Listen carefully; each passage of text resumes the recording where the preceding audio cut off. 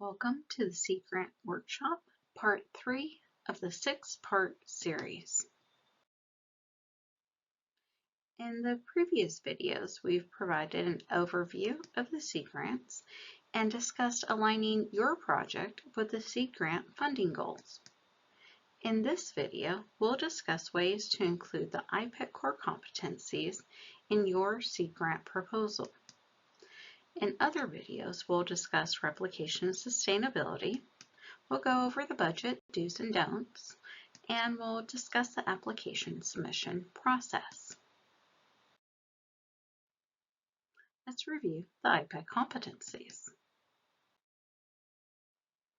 IEPA is the acronym for Interprofessional Education Collaborative. IEPA provides the nationally recognized framework of core competencies that guide health professions education and preparing students for effective, collaborative, team-based care. IEPA's core competencies support accreditation by aligning with interprofessional collaboration standards now required by many health professions accrediting agencies, ensuring programs prepare students for team-based, patient-centered care. These are used by health programs across the entire United States.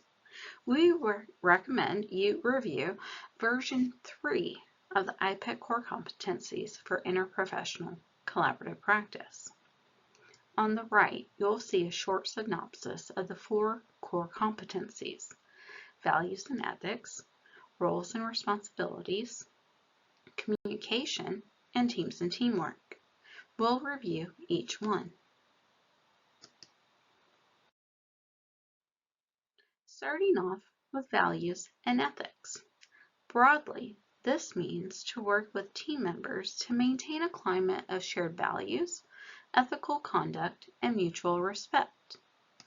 A few examples of how you can incorporate this into your project proposal include considering health promotion, population health, or community health components for your learners.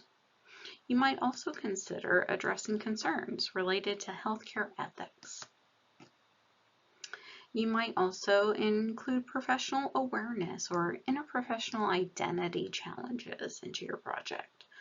Or you could consider workplace or workforce culture issues such as staffing priorities and leave approval policies and quality improvement projects for employee morale and organizational values.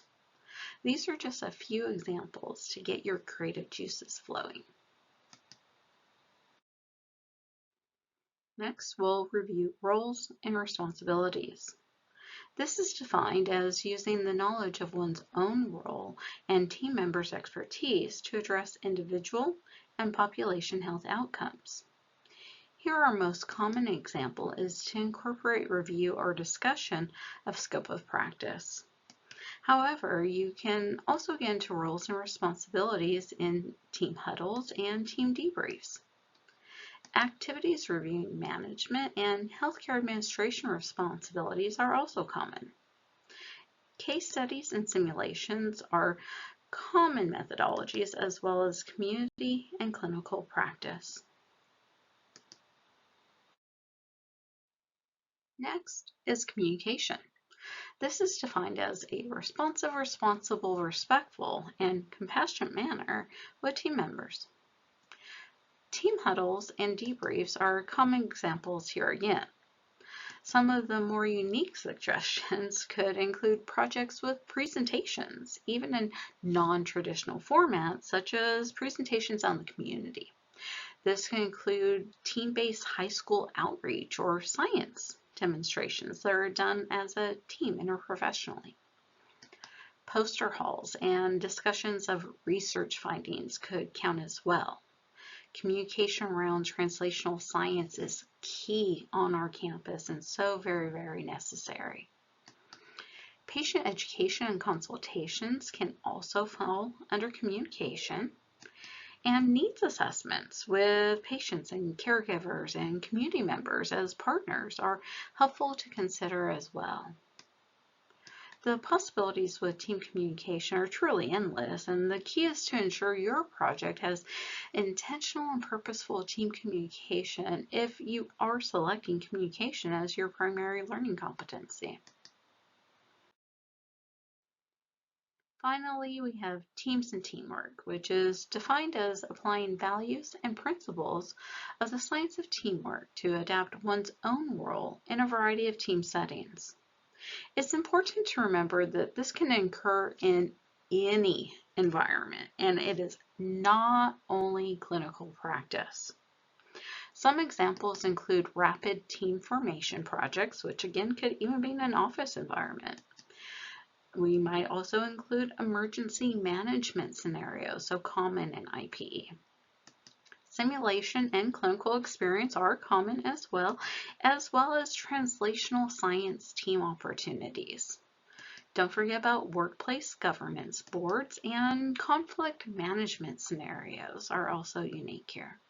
And again, this competency is broad in scope and can include a wide variety of methods. However, it also needs to be intentional and cannot simply include putting professionals together without an educational activity.